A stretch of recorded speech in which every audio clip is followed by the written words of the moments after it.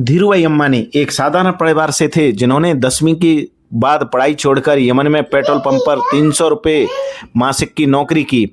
फिर भारत लौटकर मसालों के व्यापार रिलायंस कमर्शियल कॉरपोरेशन से पूंजी बनाई और बाद में पॉलिएस्टर, पेट्रोकेमिकल्स, ऊर्जा और दूरसंचार में रिलायंस इंडस्ट्रीज का विशाल साम्राज्य खड़ा किया, जो अपनी पारदर्शिता, जोखिम लेने और शेयर बाजार की समझ के लिए जाने जाते थे और सीमित संसाधनों से भारत के सबसे बड़े उद्योगपतियों में से एक बने।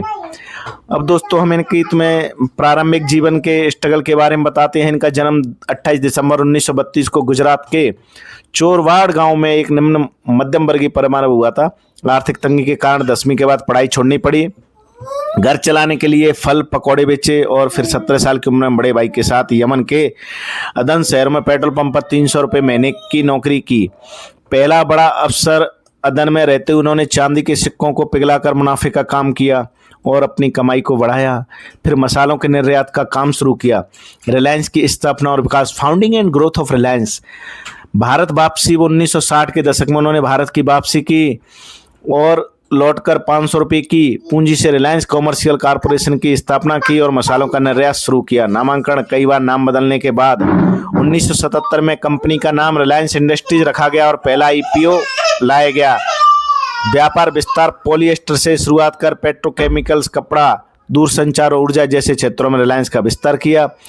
दूरदर्शिता, जोखिम में शेयर बाजार की गहरी समझ रखते थे और लाइसेंस राज के दौर में भी बड़े जोखिम लेकर वे अपना व्यवसाय बढ़ाया, जिससे भारत के सबसे बड़े निजी क्षेत्र के समूह की नींव रखी। रीजन ऑफ सक्सेस, दोस्तों हर आदमी में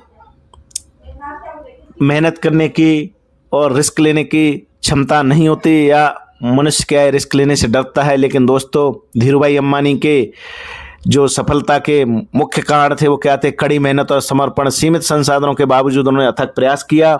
जोखिम लेने की क्षमता, बड़े जोखिम लेने से कभी नहीं डरे।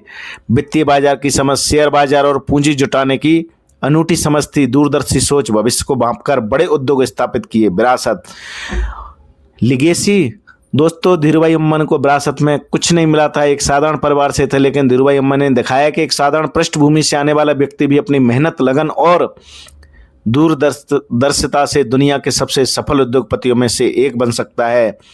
उसके बाद धीरूभाई अंबानी की 6 जुलाई 2002 को उनकी मृत्यु हुई। उनके बेटों मुकेश और अनिल अंबानी ने रिलायंस इंडस्ट्रीज को संभाला, जो आज भी भारत की सबसे बड़ी कंपनियों में से एक है। धन्यवाद दोस्तों।